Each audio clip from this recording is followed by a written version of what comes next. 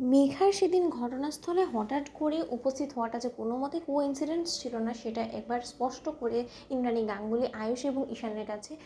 বলে দিল পুলিশ। হ্যাঁ বন্ধুরা, ভিডিওতে লাইক দিয়ে দেখতে থাকুন। যে মুহূর্তে কিনা ইন্দ্রাণী গাঙ্গুলিকে ইন্সপেক্টর বলতে থাকে যে আপনি যেরকমটা সন্দেহ করেছিলেন ঠিক একইভাবে আমাদেরও মেঘা ব্যানার্জির উপরে যথেষ্ট পরিমাণে সন্দেহ আছে, কারণ তার আকার ইঙ্গিতে কথাবার্তা এবং তার সেই ভাবভঙ্গি কোনোটাই কিন্তু স্বাভাবিক নয়। সে রীতিমতো যথেষ্ট পরিমাণে রহস্যজনক একজন ব্যক্তি এবং তার পাশাপাশি তার কল রেকর্ডিংসেও আমরা অলরেডি ট্র্যাক করে ফেলেছি এবং সেখানে আমরা দেখতে পেয়েছি যে বারবার করে সেদিন আপনাদের সঙ্গে যে ঘটনাটা ঘটেছিল সেই ঘটনার আগ মুহূর্তে অনেকবার আননোন নাম্বারে তার সঙ্গে যোগাযোগ করা হয়েছে এবং তার কল যাতে আমরা কোনো মতে ট্রেস করতে না পারি তার জন্য সে আপ্রাণ চেষ্টা করেছে, কিন্তু তার সত্ত্বেও আমাদের চালাকির খাতিরে সে কোনো কিছু করে উঠতে পারেনি এবং আমাদের দীর্ঘ বিশ্বাস যে এবার কাটা দিয়ে কাটা তোলার সময় চলে এসেছে ম্যাডাম। এবং যদি মেঘাই হয়ে থাকে সেই ব্যক্তি, তাহলে সেই ব্যক্তি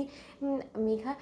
নিজেই পৌঁছে দেবে সেই ব্যক্তির অবধি আমাদেরকে, এবং তার জন্য আপনাদেরকে কিছুই না, মেঘার কাছে গিয়ে সুস্পষ্টভাবে আপনাদেরকে তুলে ধরতে হবে যে আপনারা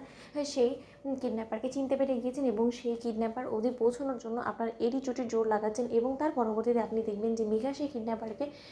রীতিমতো সাবধান করে দেওয়ার জন্য সে আবারও সেই কিডন্যাপারের অবধি পৌঁছানোর ব্যবস্থা করবে এবং সেই কিডন্যাপারের সঙ্গে যোগাযোগ করার চেষ্টা করবে এবং সেই মুহূর্তে আপনাদেরকে ওই কিডন্যাপারকে হাতে নাতে ধরে ফেলতে হবে এবং এরকম সুবর্ণ সুযোগ কোনো মতে কিন্তু আপনাদের হাতছাড়া করা চলবে না। অন্যদিকে ইন্দ্রাণী গাঙ্গুলি যখন বলতে থাকে যে ইন্সপেক্টর আপনি যেটা বলছেন যদি সেটা সত্য হয়ে থাকে তাহলে এবার আর মেঘার কোনো রকম কোনো নিস্তার নেই। অন্যদিকে আয়ুষ যখন বলতে থাকে যে মা তোমার হঠাৎ করে এটা কেন মনে হচ্ছে যে মেঘা সেখানে যেদিন পৌঁছেছিল সেটা সন্দেহজনক। অন্যদিকে আয়ুষকে ইন্দ্রাণী গাঙ্গুলি যখন বলতে থাকে যে এটা যে আমি বলছি সেরকমটা তো না, ইন্সপেক্টরও তো বলছে। অন্যদিকে ইন্সপেক্টর বলতে থাকে যে দেখুন আয়ুষ্মান গাঙ্গুলি, কুসুম সরকারের ডেড বডি নিয়ে যাওয়ার জন্য আপনাকে বলা হয়েছিল সেই কিডন্যাপার পক্ষ থেকে, এবং কিডন্যাপার কিন্তু বলেছিল যে আপনাদের তিনজনকে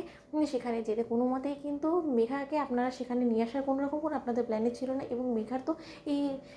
গোপন আস্তানা সম্পর্কে অ্যাড্রেস সম্পর্কেও জানা ছিল না। তাহলে মেঘা কী করে হঠাৎ করে সেখানে এসে পৌঁছলো এবং সে যদি আগে থেকে সেই অ্যাড্রেসটা কিডন্যাপারের মুখ থেকে নাই শুনে থাকে তাহলে তো তার এত সহজে সেখানে পৌঁছানোটা তার জন্য এতটা সহজ হতো না। এবং তার পাশাপাশি যখনই কিনা ইন্দ্রাণী ম্যাডাম সেই কিডন্যাপারের চেহারা দেখতে যাবে সেই সময় সে বাধা দিয়ে সে নাটক এমন করলো যাতে করে কিনা ইন্দ্রাণী ম্যামের হাত থেকে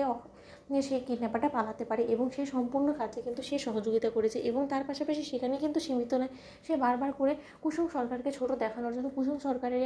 গাঙ্গুলি গ্রুপ অফ কোম্পানিজের ব্র্যান্ড অ্যাম্বাসেডারের পদ কেড়ে নেওয়ার জন্য চক্রান্ত করেছে। কারণ সে আপনি বুঝতেই পারছেন যে এর পেছনে কোনো না কোনো উদ্দেশ্য আছে এবং ওই কিডন্যাপারের সঙ্গে ওই মেঘা ম্যাডামের আসলে ঠিক কী সম্পর্ক সেটাই এবার আমাদেরকে খুঁজে বের করতে হবে এবং তার জন্য আমাদেরকে সজাগ থাকতে হবে এবং মেঘার উপরে নজর দিয়ে বসে থাকবে। এবং আরও একটা জিনিস যেটা করতে হবে সেটা কোনো মতেই মেঘাকে বুঝতে দেওয়া যাবে না যে আমরা রীতিমতো সম্পূর্ণরূপে তার সত্যটা ধরে ফেলেছি এবং সে গোপনে যা কিছু করার চেষ্টা করুক না কেন তার উপরে নজর রেখে তাকে হাতে নাতে আমাদেরকে ধরতে হবে এবং তার সঙ্গে সঙ্গে ওই কিডন্যাপারকেও অবধি। তো বন্ধুরা লাইক কমেন্ট শেয়ার করো, সাবস্ক্রাইব করতে ভুলো না।